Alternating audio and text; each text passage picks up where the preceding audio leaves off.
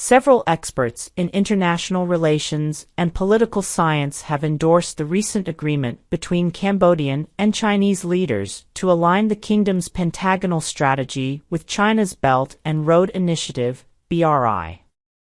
The agreement was announced in a joint statement on September 16, during Prime Minister Hun Mane's first state visit to China from September 14 to 17, according to the outcome of the visit.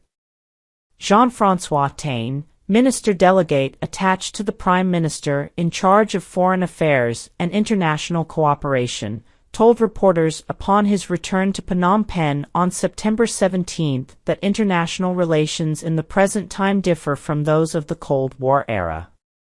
International ties are no longer based on ideologies or purely on politics, as they were during the Cold War. Current foreign relations stand on the foundation of economic interests, he said. Cambodia must not be hesitant to forge ties with anywhere that can provide economic and trade benefits which enable the kingdom to develop and move forward. Cambodia does not regard any country as its enemy, so foreign relations have our interests as their foundation, he added. He saw several positive economic gains from the combination of the BRI and the Pentagonal Strategy, noting that Cambodia stands to gain benefits from China more than the other way around, in terms of aligning the strategies.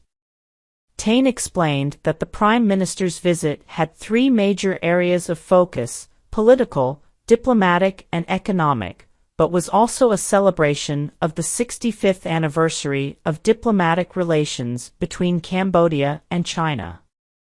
He also elaborated on the overall feeling of the visit, saying that both Mane and the Chinese leaders he met with focused more on trade than politics. Neither side just sat and discussed politics and geopolitics. I think 70% of their talks were on cooperation in economy and trade for the mutual benefit of both nations and improving people's livelihoods, he said. Cambodia is not, as some people have suggested, moving closer toward being a Chinese satellite. Cambodia is an independent state, he added.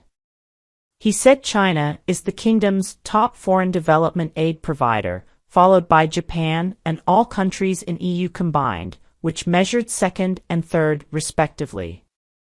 Chinese investment is also on top of the list in Cambodia. In short, China plays a big role in Cambodia's development path, he said. Son Sam, an international relations researcher at the Royal Academy of Cambodia, lauded the strategic alignment, noting that the country has been a significant participant in the BRI for many years.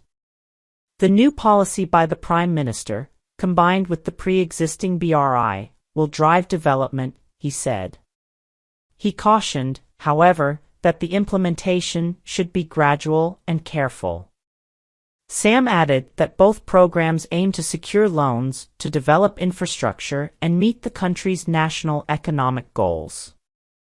M. Sovanara, a lecturer in political science, also welcomed the bilateral agreement, but urged the government to first strengthen its internal capacities. Previous cooperation with China saw us exporting just over $2 billion, significantly less than what China gained. Domestic production mechanisms need to be strengthened, he cautioned.